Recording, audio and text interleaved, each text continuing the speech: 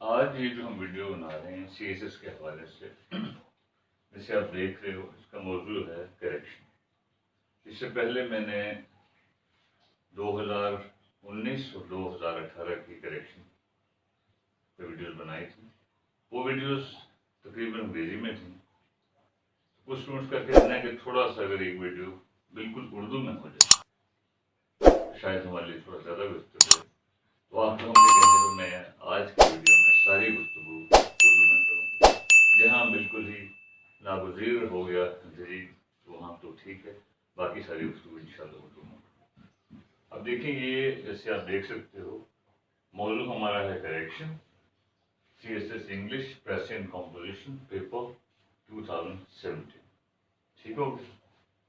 यहाँ हमने एक्सप्रेशन लिखे हैं जो मुख्तलिफ जुमले हैं, और यहाँ जैसे आप देख रहे हो सब में लिखा है एक्सप्लेनेशन, उसकी वजह। ओके, तो पहले हम इन जुमलों को हल्का सा देख लेते हैं।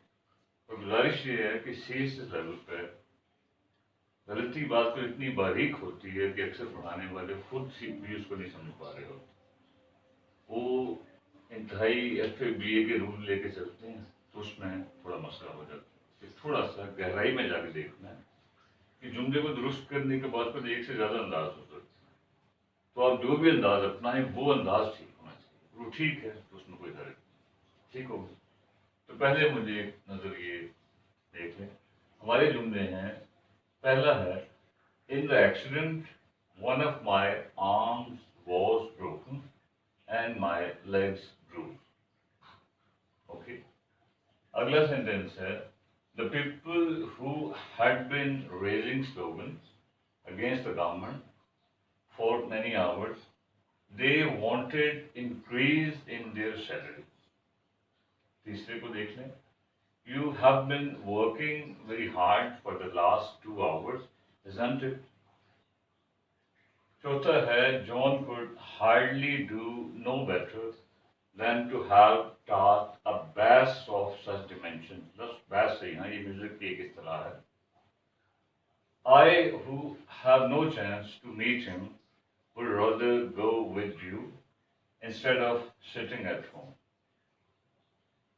6 नंबर पर है, he not only comes there for swimming but also for coaching new swimmers.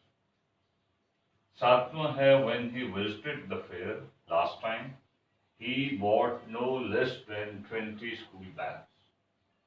और आखिरी है, 10 cattle were grazing in the field. अब देखिए, इसमें ये जुमले हैं, इनमें हर जुमले के में थोड़ा सा मयार का फर्क। कुछ की दुरुस्तगी बिल्कुल ऐसी है जो कि कैफे BA का स्टूडेंट भी कर सकते हैं।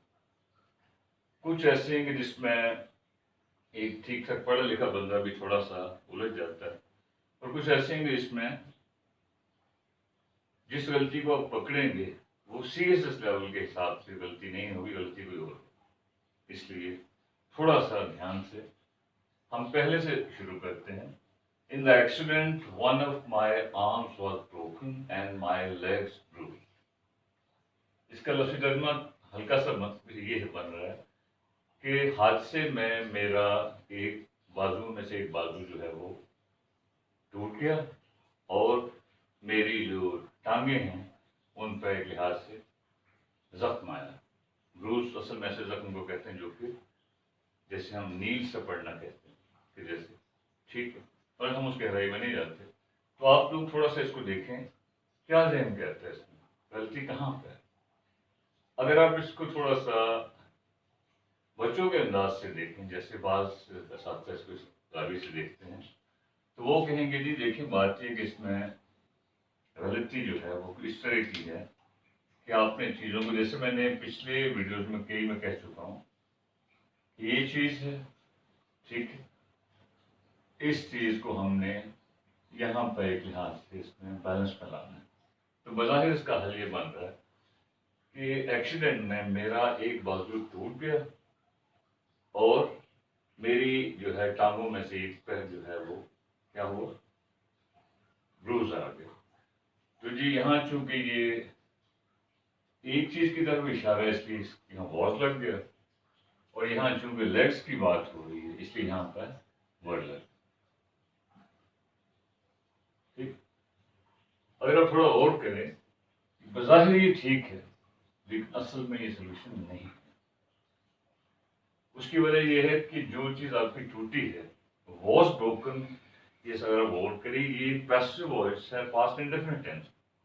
और इसका एक्चुअल मीनिंग क्या बनता है कि मेरी एक टांग तोड़ दी गई और मेरी टांगों को जख्मी कर दिया गया।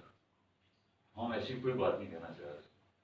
हम ये नहीं कह रहे किसने तोड़ी, ये तो अल्लाह की तरफ से जो भी हुआ। हम ये नहीं कह रहे कि मेरी एक टांग तोड़ दी गई और मेरी टांगों को जख्मी कर दिया गया। हम ये कहना चाह रहे हैं कि मेरी एक टांग टूट गई और मेरी टांगों में से एक जो है उस पर जख्म आए। बात समझ आ रही? बज़ाहिर जो इसका हल लग रहा है, असल वो उसका हल नहीं। इसमें अगर आप देखिए, एक छोटा सा कॉन्सेप्ट जो शायद हम पहले भी इशारतन बात कर चुके हैं कि वर्ब्स को अगर हम लें तो वर्ब जो है हम कहते हैं जी, एक जाविये से दो तरह के होते हैं। कौन कौन से? इंट्रांजिटिव, इंट्रांजिटिव और ट्रांजिटिव। ठीक हो गया? हम कहते हैं वर्ब दो तरह के होते हैं, इंट्रांजिटिव और ट्रांजिटिव। इस चीज को थोड़ा समझने की जरूरत है, इस चीज को समझने के लिए। इंट्रांजिटिव का लफ्ज़ी मतलब होता है जिसमें कोई तब्दीली ना आए। इसका लफ्ज़ी मतलब हुआ तब्दीली के बगैर। ट्रांजिटिव का लफ्ज़ी मतलब है तब्दीली के साथ। ये वो वाली तब्दीली नहीं है। ठीक है, सो ठीक हो गया। अब देखिए, इसमें आप एक चीज शायद आपके इल्म में हो या ना हो कि हम जब भी एक्टिव और पैसिव की बात करते हैं कि जुमला एक्टिव है, हमने उसका पैसिव बनाना है, तो उसके लिए शर्त क्या होती है? उसके लिए शर्त ये होती है कि उसमें जो फेल है, जो वर्ब है, वो ट्रांजिटिव होना चाहिए। फर्ज क्या मैं कहता हूँ कि ही ब्रोक माय लेग। ठीक, क्या आपसे पूछता है इसमें जो लफ्ज ब्रोक है, ये ट्रांजिटिव है कि इनट्रांजिटिव है? जी, ट्रांजिटिव यानी कि वर्ब क्या होता है जिसमें तब्दीली आए। तब्दीली आने से क्या मुराद है कि बात शुरू कहीं से हो और पहुंच कहीं जाए। यानी कि फर्ज किया, ही से बात शुरू हुई, यहाँ पहुंच गई किस पर? माय पर। तो तब्दीली आई कि नहीं आई? यानी कि करने वाला कोई है और उसको सहने वाला कोई। ठीक हो गया? इसलिए हम कह सकते हैं कि यहाँ जो ब्रोक है, ये है क्या है? ये ट्रांजिटिव वर्ब है। इसको हम लिखते यूं हैं, वर्ब बी और टी, वी टी अक्सर लिखते हैं। ठीक, क्योंकि बात शुरू कहीं हुई और पहुंच कहीं गई। सादा इस बात में यूं समझ लें कि किसी भी अगर जुमले में ऑब्जेक्ट टाइप चीज मौजूद है तो इसका मतलब है तब्दीली आ गई। बात कर, ठीक हो? जैसे कि अगर हम इस सेंटेंस को लें, the accident one of my arms was broken, इसमें ये मीनिंग बन रहा है कि जैसे मेरा एक बाजू तोड़ दिया गया। और इसका मीनिंग ये है कि जैसे किसी ने तोड़ा है। ठीक है, तो यहाँ हम बात कुछ और कर रहे हैं। फर्ज के हम मैं कहता हूँ कि यहाँ ये ट्रांजिटिव का ये कॉन्सेप्ट, तो इसमें यह है कि तब्दीली नहीं आती। मसलन बात जिस चीज से शुरू होती है, जो सब्जेक्ट से शुरू होती है, उसी तक रहती है। फर्ज के मैं कहता हूँ, I have been studying, okay, since morning. मैं सुबह से पढ़ रहा हूँ। ठीक है, इसमें देखिए बात इससे शुरू हुई, आई से। बीच में और कोई चीज आई, ऑब्जेक्ट टाइप कोई चीज आई? नहीं आई। इसका मतलब है ये जुमला आई से शुरू हुआ है और आई तक ही महफूज है। इसलिए इसमें जो ये वर्ब स्पेलिंग, इसको हम कहते हैं ये वी आई है। वी आई है, इसका मतलब क्या हो? वर्ब इंट्रांजिटिव, तब्दीली के बगैर।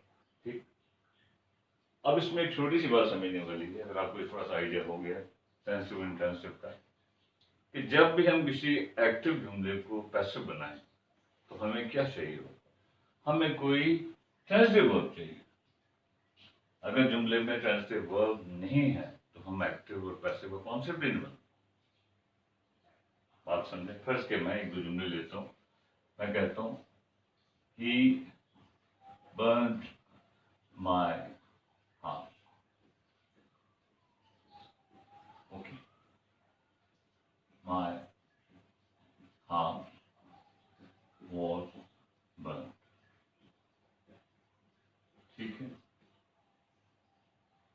My house burn. थोड़ा गौर करिए, दो तीन मिलती जुलती चीजें लेकिन हैं मुख्तलिफ। ही बर्न माई हाउस, इसमें ही जो है ये काम कर रहा है और घर आप पैदल रहे हैं। इसका मतलब क्या हुआ, उसने मेरे घर को जला दिया। तो बर्न यहाँ पे क्या हुआ, ये है V T verb transitive, change आ गई ना, बात यहाँ से शुरू उधर पहुंची। और ये इतना तो आपको अंदाजा हो गई कि जुमला है ए वी, एक्टिव वॉइस, ये एक्टिव जुमला है, ठीक हो गया। अगले को अगर आप देखिए, माई हाउस वॉज बर्न। फर्ज के आपकी आसानी के लिए थोड़ा सा मैं इसमें इजाफा कर देता हूँ, बाजू का चीज लाजमी नहीं होता, फर्ज के यूं कह देता। अब आप देखें, my house was burn by him, उसने मेरा घर जला दिया या मेरा घर उसके जरिए जला दिया गया। तो ये अब स्कूल कॉलेज के जमाने से ये बात जानते हैं कि जुमला क्या है, पैसिव पीवी पैसिव, ठीक हो। इस सेंटेंस में झगड़ा ये है कि इसमें ये जो वॉज ब्रोकन है ये असल में पैसिव वॉइस की तरफ इशारा कर रहा है, हालांकि एक्टिव और पैसिव वॉइस में का कॉन्सेप्ट किसके साथ जुड़ा हुआ है, ट्रांजिटिव वर्ब के साथ। और यहाँ जो है ट्रांजिटिव वर्ब की बात नहीं है, बल्कि इस तरह की सिचुएशन जैसे माई हाउस बर्न, इसका मतलब मेरा घर जल गया, मेरा घर जल गया। हमें पता ही नहीं किसने किया, क्या हुआ, घर तक एक बात महदूद है और उसके साथ है ये चीज हो गई, माई हाउस बर्न, मेरा घर जल गया, ठीक है। इसमें जो लफ्ज बर्न है ये आपके हिसाब से ट्रांजिटिव इंट्रांजिटिव, ये वर्ब इंट्रांजिटिव लेफ्ट, और इंट्रांजिटिव वर्ब्स की पैसिव वॉइस नहीं होती। अब आए अगर आप इस बात थोड़ी लंबी हो रही है लेकिन थोड़ी मजबूरी थी। इन the accident one of my arms, अगर हमने कहा वॉज ब्रोकन तो ये पैसिव वॉइस है, ये हमें नहीं चाहिए। आप सिर्फ बता रहे हैं टूट गया, आप ये नहीं कह रहे तोड़ दिया गया। जाहिर एक्सीडेंट, अल्लाह माफ करे, किसी ने क्या तोड़ना। वो अलग बात है, आप बड़ी गहराई में जाएं तो उस तरह की सिचुएशन बन भी सकती है, लेकिन रूटीन में आप ये कहना चाह रहे हो कि मेरा जो है वो बाजू टूट गया। तो इस वॉज ब्रोकन को इंट्रांजिटिव बताई दें जिस अंदाज से भी टूट गया, और सात टेंस के हिसाब से माजी की बात हो रही है, इसलिए ब्रेक की past form broke, one of my arms broke, मेरा एक बाजू टूट गया। हम ये नहीं कह रहे तोड़ दिया गया, बात को समझने की कोशिश करें, टूट गया, वैसे ही हुआ। एंड यहाँ असल में कॉमा आना चाहिए, एंड से पहले। ये भी अजीब सा कॉन्सेप्ट है कि नहीं आता, बात सूत्रों में नहीं आता कि यहाँ से आना चाहिए, लेकिन यहाँ मेन गलती ये है, टूट गया। एंड माई लेग्स ब्रूज, और मेरी जो है आंखों पर जख्म है, ठीक। अब देख लें इसमें फिर वही बात, ये भी वी आई की बात हो रही है, इंट्रांजिटिव वर्ब की बात हो रही है। हम ये नहीं कह रहे कि माई लेग्स वर ब्रूज्ड, और मेरी जो है वो टांगे जो है उनको जख्मी कर दिया गया। बड़ी बारीक है, समझने की कोशिश करें। सो इसका हल क्या बना, इन the accident one of my arms broke, टूट गया, एंड माई लेग्स ब्रूज्ड या गॉट ब्रूज्ड, जैसे मर्जी इसको बदल लें, ये एक्सप्रेशन होगा, इसमें इनके वर्ड वगैरह नहीं आए। क्लियर। अगला देखें, the people who had been raising slogans against the government for many hours, they wanted increase in their salary. अब इसमें होगा क्या, अगर ये आप FABA का पर्चा दे रहे हैं तो फिर तो वो कहेंगे जी जाहिर है इसमें यहाँ पे गलती है। क्या गलती है, वही जो आप सब जानते हैं कि आर्टिकल का मसला आ रहा है, ठीक हो गया। मैं अगर इसको मिटा दूं, इजाजत दें, तो एक्सप्रेशन क्या बना, बात क्या बनी, थोड़ा और करें। लोग जो कि नारे लगा रहे थे गवर्नमेंट के खिलाफ कई घंटों से, वो चाहते क्या थे, वो चाहते उसमें उनकी तनख्वाहों में इजाफा हो। तो इसमें एक तो बच्चों वाली गलती तो ये हुई कि हमने, आपको पता है कि आर्टिकल्स की मुख्तलिफ किस्में होती हैं, एक होता है इनडेफिनेट आर्टिकल, ठीक है, या इनडेफिनेट आर्टिकल्स हमने कहते हैं। आप सब जानते हैं इसमें दो तीन चीजें शामिल होती हैं, ये ठीक। एक तो बच्चों वाली गलती तो ये हुई कि इसमें जी आपने, वो चाहते थे कि उनको इजाफा मिले, यहाँ आर्टिकल लगा दें, ठीक है, इस हद तक भी बात ठीक, they wanted and increase in this salary, clear. लेकिन सीएसएस के लेवल पर अगर आप इसको करेक्ट करके आते हैं, फर्स्ट के मेरे से बंदा पर्चा चेक कर रहा है, तो मैं तो इसको शुमार ही नहीं करूँगा, तो यार ये तो ठीक है, इट्स अंडरस्टूड। एक्चुअली असल में यहाँ जो मैं चाह रहा था वो गलती ये है, जो उसमें नुमाया गलती, थोड़ा गौर करें। द पीपल, अब देखिए इसमें ये जुमला अपने भाव में जा रहा है, लोग जो के नारे लगा रहे थे गवर्नमेंट के खिलाफ, ये दो अलहदा नहीं है इस खूब से एक लिहाज से, लिंक संबंध। लोग जो के नारे लगा रहे थे, समझ आ रही है। फर्स्ट क्या मैं कहता हूँ, अगर मैं इसको बीच में से फर्स्ट क्या निकाल दूँ, the people had been raising slogans against the government for many hours, अगर ये हो, और फर्स्ट क्या मैं यहाँ इसको फुल स्टॉप लगा दूँ और इस टी को बड़ा कर दूँ, तो फिर तो ठीक। लेकिन जुमला यहाँ ये नहीं है, ये जो बीच में चीज़ आ रही है, अब मैं ये बात फिलहाल बाद में कभी करूंगा कि कौन सी क्लॉज है, इस बात को फिलहाल छोड़े, जहन में रखें।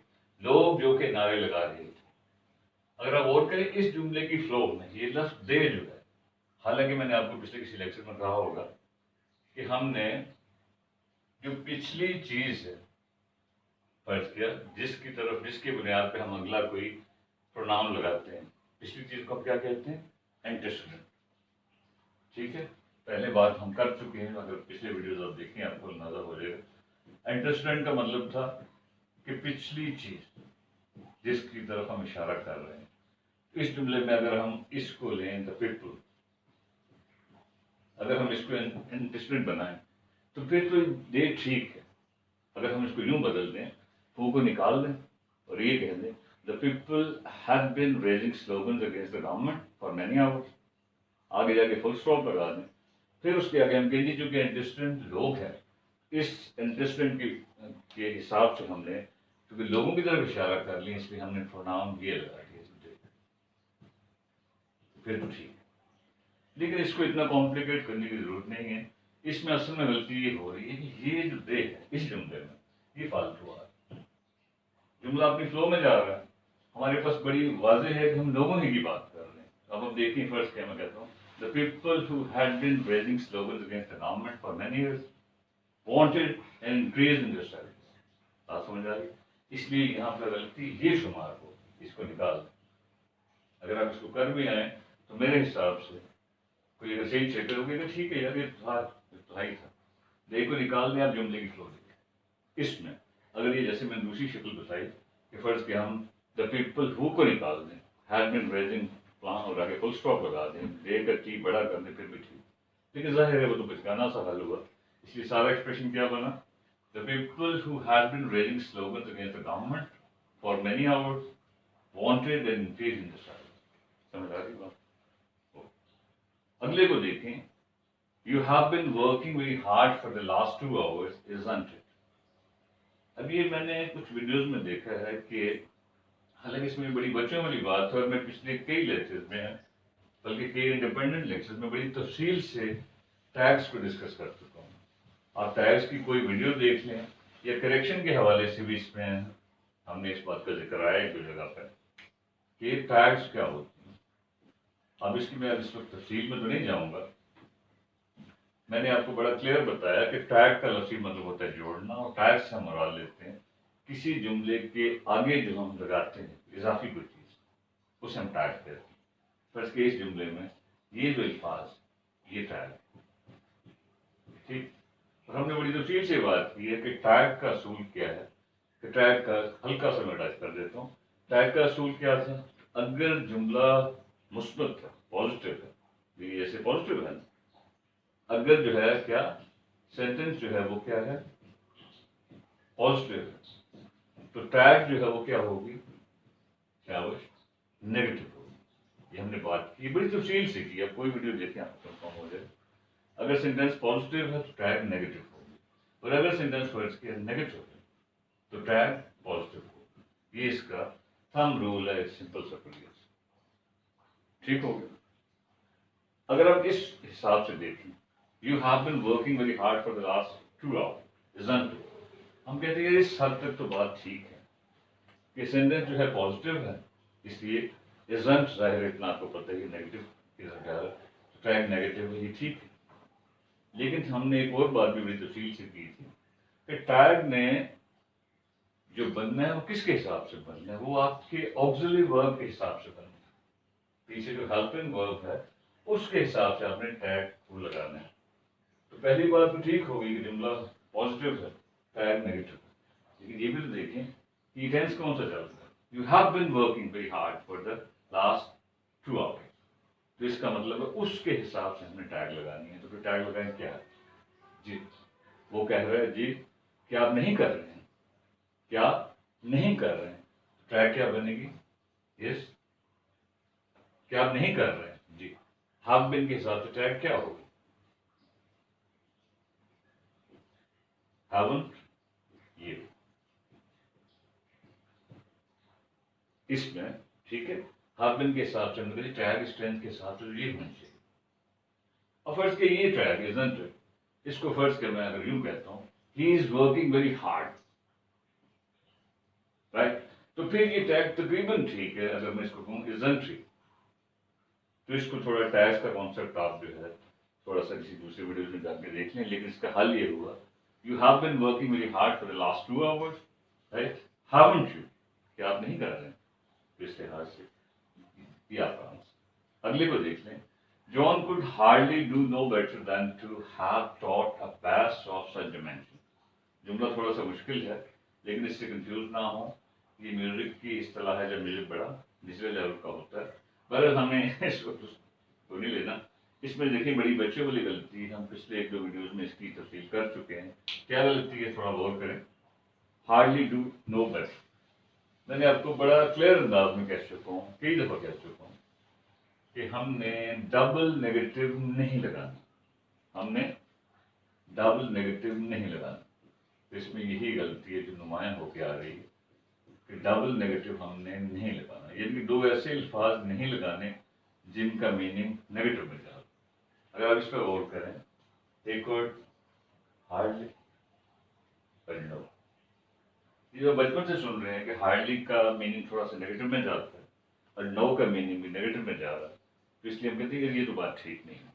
तो इसका सिंपल सा सोल्यूशन क्या हुआ, yes, he could hardly do। अगर आप डबल नेगेटिव को बीच में से गायब कर दें, नो को बीच में से गायब कर दें, तो हार्डली डू बेटर। ये आपका सिंपल सा हल है। हल क्या हुआ, John could hardly do better than, okay. अगर यहाँ पे थोड़ा सा मसला आ रहा है लेकिन हम उस चक्कर को छोड़ते हैं। यहाँ जो गलती नुमाया ज्यादा वो यही है कि हमने डबल नेगेटिव से बचना, 2 ऐसे अल्फाज इस्तेमाल नहीं करने का मीनिंग दोनों का नेगेटिव में जा रहा हो, ठीक। तो आंसर हमारा क्या बना, he could hardly do better, ये हमारा हो गया। डबल नेगेटिव हमने निकाल दिया, यानी कि नो को बीच में से निकाल दिया, बात खत्म, क्लियर। अगला देखें, नंबर 5 में वो कह रहा है, I who have no chance to meet him would rather go with you instead of sitting at home। ये एक्सप्रेशन थोड़ा सा मुश्किल है, इसको हम कई अंदाज से ले सकते हैं कि मैं जिसके पास उससे मिलने का चांस नहीं है, मैं इस चीज को प्रेफर करूंगा कि आपके साथ जाऊं बजाय घर बैठने के। ये रूल भी हम पिछले लेक्चर में बड़ा क्लियरली कर चुके हैं। इसमें मसला वही आ रहा है, कंसिस्टेंसी का, कंसिस्टेंसी। क्या आपने चीजों में एक बैलेंस रखना है, चीजों में एक तरतीब लानी है। मैंने आपको कई दफा कहा, फर्ज के एक जुमले में इस तरह चल रहा है कि कभी ये कंसिस्टेंसी बनती है, मूविंग, रनिंग, गोइंग, समथिंग, इस तरह की बात। कभी फर्ज के टू की कंसिस्टेंसी बनती है, to plus first form, to go, to inform, to talk, to plan, okay, to plus first form, आगे टू प्लस फर्स्ट फॉर्म। इसमें कई अंदाज से ये मतलब कंसिस्टेंसी बन सकती है। जैसे आप बचपन से एक चीज सुन रहे हैं, फर्ज किया कि जी जब हम नॉट ओनली इस्तेमाल करते हैं तो उसके आगे हम लगाते हैं बट ऑल्सो। तो ये भी एक लिहाज से कंसिस्टेंसी का स्टाइल है कि अगर पहले हिस्से में आ गया नॉट ओनली लेकिन ना सिर्फ, तो अगले हिस्से में हम लगाते हैं बट ऑल्सो, बल्कि भी, ठीक है, ना सिर्फ बल्कि भी। हम कहते हैं इसमें जब भी हम नॉट ओनली लगाएंगे तो उसके आगे हमने बट ऑल्सो लगाना है, सिर्फ बट नहीं लगाना। तो ये आप जानते हैं। इसको हमने मतलब इसमें सारी कहानी ये है कि आपने इसको कंसिस्टेंट बनाना है। देख लें किस अंदाज से बनाया जा सकता। मैं जिसके पास चांस नहीं है उससे मिलने का, वुड रादर गो। फर्स्ट के मैं इसको लेता हूँ कि मैं आपके साथ जाऊंगा, राइट। यहाँ इसको मैं बनाता तो मैं आपके साथ जाऊंगा इंस्टेड ऑफ, अगर हम इन दो को लें, देखिए कंसिस्टेंट हो रहा है कि नहीं हो रहा। उधर गो है, इधर ये आईएनजी का टच आ रहा है। तो इसको इस अंदाज से थोड़ा सा बदलते हैं कि इसमें थोड़ा सा बैलेंस बन जाए। फर्स्ट क्या मैं कहता हूँ, I who have no chance to meet him would rather going with you instead of sitting at home. तो ये गोइंग हम इतना सूट नहीं कर रहे, कंसिस्टेंट तो बन रहा है, आईएनजी बन गए यहाँ पे आईएनजी। तो अगर हम इसको वैसे ही रखें और हम कहें जी हमने ये कंसिस्टेंसी किसकी बन गई जी, ये वर्ब है, गो जाना है, इसी वर्ब से मैच करता हम वर्ब यहाँ भी लगा देते हैं। तो फिर क्या बनेगा, इंस्टेड ऑफ सिटिंग को फर्ज के मैं कहता हूँ सिट। कंसिस्टेंट बन रहा है इसके साथ, ठीक है। अगर मैं कहता हूँ रादर गोइंग विद यू, तो वो भी कंसिस्टेंट तो बन रहा है, लेकिन एक्सप्रेशन का मीनिंग थोड़ा सा बदल रहा है। तो अगर हम इसको यूं कर लें, no chance to meet him would rather go with you, first form, और इधर instead of sit at home, घर बैठने की वजह में प्लान कर, ठीक हो गया। ये भी वर्ब है और इसको मैंने बैलेंस करने के लिए सेट किया। तो इस एक्सप्रेशन को हम कई अंदाज से ले सकते थे। बहरहाल अगला देखा है कि he not only comes there for swimming but also for coaching new swimming. इस तरह की गलती पिछले उसमें में भी हम तफसील से बात कर चुके हैं। मेरा ख्याल अगर आपने देखा हो तो आपको शायद अंदाजा हो सकता है इसमें क्या गलती हो रही है। इसमें ये जो हम बात कर रहे थे, अभी मैं बात कर रहा था कि नॉट ओनली के आगे बट ऑल्सो लगना चाहिए, ठीक है। उस हद तक तो उन्होंने ठीक रखा हो, लेकिन गलती क्या है, जैसे मैंने आपसे कहा पिछले लेक्चर में, कि मिसप्लेस मॉडिफिकेशन। मिसप्लेस मॉडिफिकेशन यानी कि जिस लफ्ज में हमने तब्दीली करनी है उसकी जगह सही नहीं बन रही, ये गलती होती है, मिसप्लेस मॉडिफिकेशन। बड़ी तफसील से हमने बात की है पहले भी। इस जुमले में जो बुनियादी लफ्ज है वो क्या है, वो है कम्स। तो आप पहले इस बुनियादी लफ्ज को पकड़ लें, ठीक है। पहले इस बुनियादी लफ्ज को पकड़ लें, ही कम्स, ठीक हो गया। अब इसको थोड़ा बदलने की कोशिश करें। वो आता है, किस लिए आता है, ना सिर्फ इसलिए आता है बल्कि इसलिए भी आता है। बात समझ आ रही है। तो ये गलती हम इसकी ज़्यादा तफसील की ज़रूरत नहीं है, बड़ी तफसील से हम कर सकते हैं कि पहले बुनियादी लफ्ज़ को पकड़ें और फिर उसको मॉडिफाई करें, उसको चेंज करें। तो आप देख लें एक्सप्रेशन क्या बन रहा है। पहले आप कहें ही कम्स, ठीक है, आगे लगा दें not only he come, sorry देर तो उसके साथ ही आएगा ना, ये तो सेंस की बात है, ये तो एडवर्ब है, ये इसके साथ ही आएगा। ही कम्स देयर वो वहां आता है, किसके लिए आता है, नॉट ओनली फॉर स्विमिंग, ना सिर्फ स्विमिंग के लिए, but also for coaching new swimmer. बात समझ आ रही। और ये हमने बड़ी तफसील से बात कर चुके हैं, प्लीज कोई दूसरा वीडियो आप देखने क्लियर हो जाएगा। सेकंड लास्ट जो है, when he visited the fair last time he bought no less than 20 school bag. आखिरी जो गलती है ये थोड़ी सी बच्चों वाली है बिल्कुल ही। अब इसमें अगर थोड़ा गौर करें, गलती यहाँ पर,